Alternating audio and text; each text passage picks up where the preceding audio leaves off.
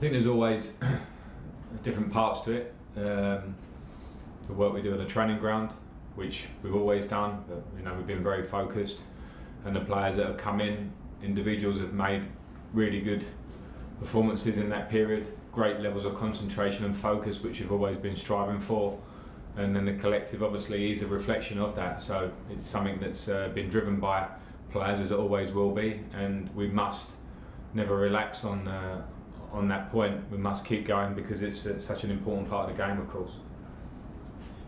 No, it's a big challenge, and I want to be clear going into the game that Sheffield United are an amazing team with an incredible manager who, if you look at the table, you'll see a position that is not, I suppose, false, but nowhere near should we take that as our guideline of the game that we've got in front of us. Watched them play Liverpool recently, I've watched them play Manchester City. Most people would say are the best teams in the league. They run them both close, very close. And they are still that great team that had such a great season last year, so it's a very, very tough match. Can I just ask you some injury news as well? What's the latest on Christian Pulisic? Is he fit to play tomorrow? No, he's not fit to play. He's still suffering with his hamstring. And how long do you think he'll be out for? Is he training at the moment, or? No, he's not at the moment, no.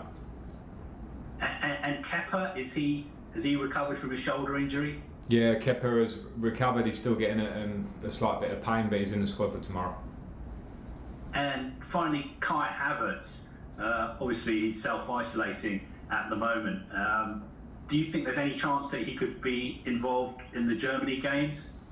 I don't know that. We have to wait until he's symptom-free first of all, and then when he takes his tests, which we'll have to take to try and get him, with a negative test. So at the minute, that's not decided, not clear.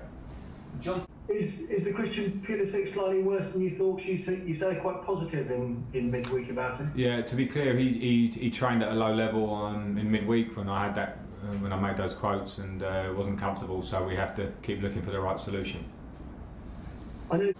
I think we always have to wait our time on that one because there's such a long way to go and so many points to be won or lost. Of course, the start of it has been slightly more open. We've all spoken about that pretty much every week. Some results that were slightly unexpected.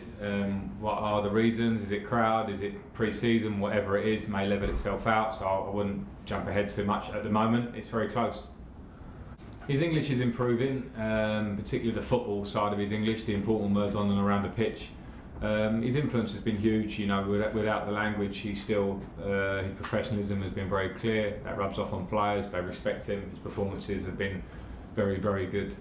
He manages himself. He trains well. He prepares well. It's very obvious with him.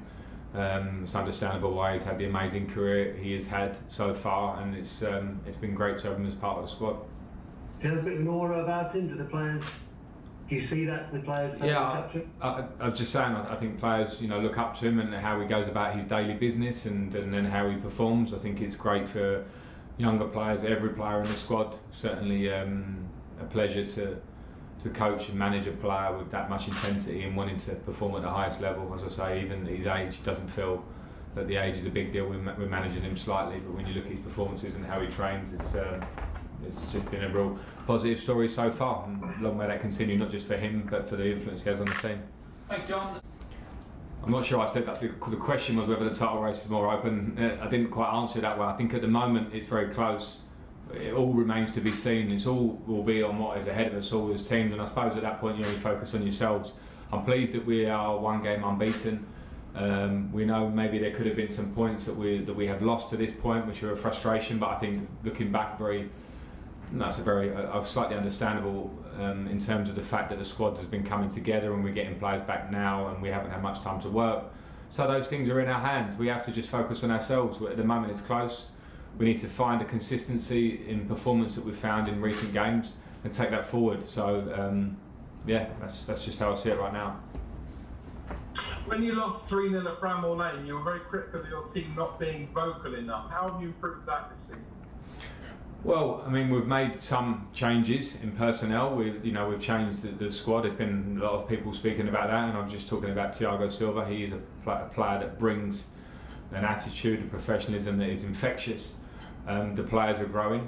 at times last year we were a pretty young team, and definitely one of the games that sticks out in my mind is Sheffield United at Bramall Lane, where they beat us in every department, and that hardly happened last year. So we just have to improve it with the work that we do, with the way the squad grows, and that's a bit of a process, and nice test tomorrow to see where we go. Thank you. Yeah, I don't find it infuriating. I mean, I'm proud that players get called up for their countries, and Reece James is a great example. Of just getting in there. I would never want to take that opportunity away from them. I think it's part of being a top player. With Reece, it's going to look after itself because he'll be involved in the first one and come back to us. And players are in need of probably a bit of rest when you think there are 3 games for some of them. And on that one, I just try and have an open conversation and relationship with the managers of the team, speak with the players as they go, and try and manage it as well as we can.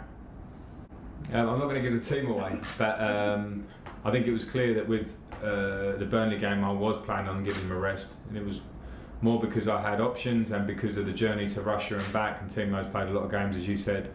But at the minute there's always a balance in my job of players that are playing well and enjoying it and finding their way in the team and making relationships and fit in the league if they're new to the league.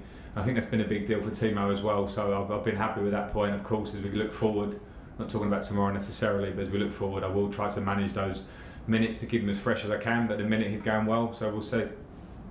Well, in the last few games, yes, we played it a lot last year, but when we had the change of personnel in the summer and some of the players that came in, there was a versatility in the way they played. So I suppose things that we would normally work out in pre-season, we had to work out in real time. So we had a slight change in formation earlier with the 4-3-3 as well recently. I think it does give a good balance to our team. So there's a balance with the system always, where you want to pick the right one, and then the players sometimes have to adjust for that as well. So you need intelligent players that want to take that information on board. We have that, so we just need to keep working on it, and also be ready to be flexible if needs be at times. Last one. Yeah, he's given a typically great response, which is to train as well as possible, support the group. Is amazing around the group. That's just a fact with Ollie, and that's maybe not always a fact if people are out the team, so that I can't speak highly enough of him on that side. It's a part of my job that I don't like with good players, and top people that are great around the group don't always play, but I have those issues. Tammy Abraham at the start, for at least half of last season, was one of the top scorers in the Premier League. When Ollie came in, he performed very well in restart for us and was a huge factor in us getting into the top 4. So I have difficult questions to answer, or selections in teams. And then I do rely on great professionals, and Ollie's absolutely showing that. Nick? I think that the handball rule, which we adjusted in the Premier League, has not been adjusted on the Champions League, and from FIFA it seems this directive comes. It's a rule that I think universally is disliked by anybody who plays or watches or supports football. I can't back it at the in midweek when it gives us a penalty and a red card, because it doesn't feel right. So I think that has to be looked at in Europe in terms of how we move forward, and that one goes in our favour, and I think it's important to be open and honest about that. I said it after the game, and the one against Manchester United recently for us that goes against us, and we've inquired about the reasons for that decision. We've been told that it was a penalty, and VAR didn't take much time to look at it, and that goes against us, and probably lost us 2 points on the day. So with VAR and the subtle differences, we've got to make sure that VAR is there for a reason, to get decisions right with retrospect in time, for everybody on an even playing field. And it was just one that went against us there, and in midweek certainly we had one that say helped us but had a big impact on the game. Okay, thanks, Nick. Well, I hope so, and that was part of my thinking when Hakim Ziyech comes to the club. The balance of the sides of the pitch, which are very important for us. And when you see, we knew Reece's quality last year in terms of crossing the ball. I knew it when I came to the club. And then when you think that you can have a winger in front of him that offers different angles and combinations on that side to put balls into the box, then I think it can be a big strength of ours. And when I say that, we mustn't forget that Aspie has been here for years, making big assists for the club at different times, from all sorts of crosses in different angles. So when we look at the sides of the pitch, it's something that we want to exploit. We can get better at it. I think at the moment we're getting some praise for the side of the pitch, but I think as we move forward we can get better at it in terms of our execution and finishing in the box as well. But it's something that I'm happy with and we want to keep working on. Last question. Yeah, you're actually not going to get the best answer from me because I'm quite superstitious about penalties. I was as a taker, maybe that was part of my process of taking them, and I probably did adapt my style over the course of my career depending on form, if I'd missed any opposition, which at times I focused on a lot and then I came away from that. So because I was like that as a player, I tend not to go too much into the head of the penalty takers in our team. I trust them for the style and the way they take them. That's why they're in those positions, and I let them get on with it. I won't sort of discuss anything more in terms of going forward. Okay.